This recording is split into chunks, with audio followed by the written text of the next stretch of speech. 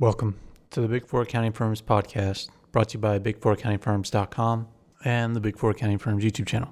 Before we get started, just wanted to remind everybody to support us if you have a chance or if you can. Even $1 helps, and we have a link in the description to a website called Buy Me a Coffee. It's just a way to donate to us and support us. Again, any amount is helpful so that we can keep putting out content. And there's also other ways for you to support us in the show notes to this podcast or on YouTube in the description. In today's podcast, we're going to talk about some news about unacceptable bank audits for KPMG. And this news story came out of City AM, which is in the UK. And the news is that KPMG has been reprimanded for failing to meet standards in bank audits for their third straight year by the Financial Reporting Council. And this is from a review published last week. And the review found that a third of the large audits by the biggest UK firms failed to meet standards. And it wasn't just KPMG that was audited by the FRC. It was other firms. And some of the other firms that did bad were BDO and Mazars. And KPMG did the worst because it says that under 60% of their audits were very bad. So, I mean, basically what they're saying is KPMG being a big four accounting firm, you'd expect more, but they're not doing enough in the eyes of the FRC. But we hear this all the time, and we see all these news stories all the time.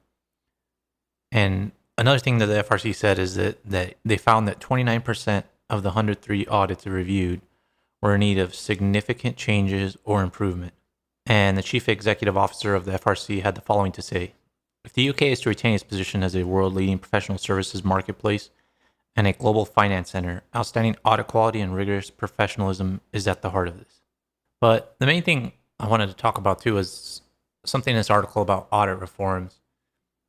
And they talk a lot about the cases we've spoken about in the past about Carillion, Thomas Cook, and some other things in the UK that really put a spotlight in the big four accounting firms in Europe and also on the FRC.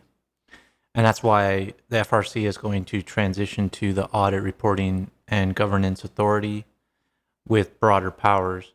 I'm not sure what that's going to entail because I feel like all these regulators have tried everything.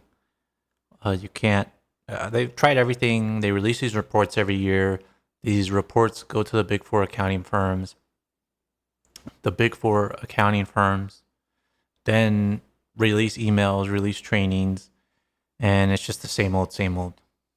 And there was a managing director of the Institute of Chartered Accountants in England had the following to say about the FRC's current state.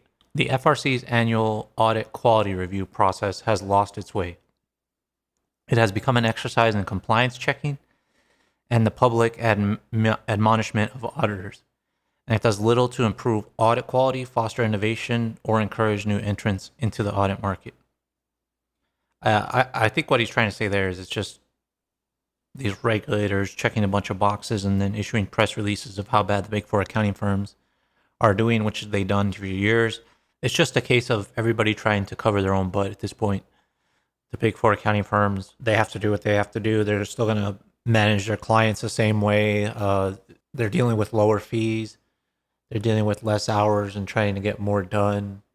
They're promising more, and they're obviously not delivering. They release statements saying they're going to look into this, but we see these reports every year.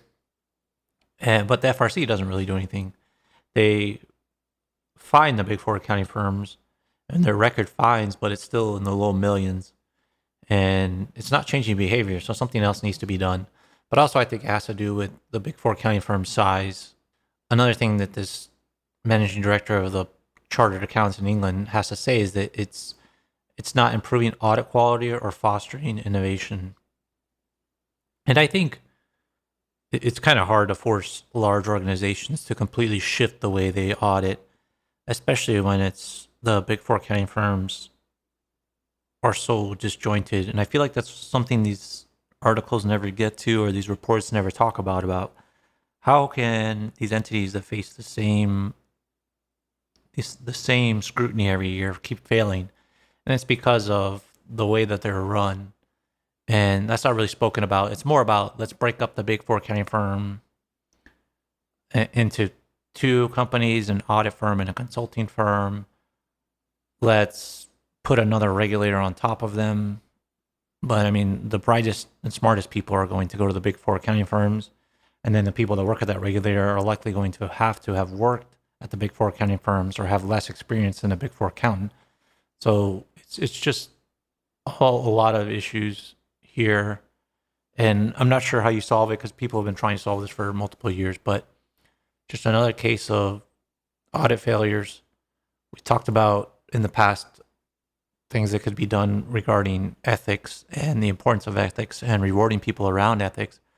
And I think that's really the way out of this is not penalizing people because it hasn't worked unless you just bankrupt a partner or bankrupt multiple partners, put them in jail. But I don't think that's going to really work because to put one guy in jail is not going to really make another one improve. You have to reward good behavior.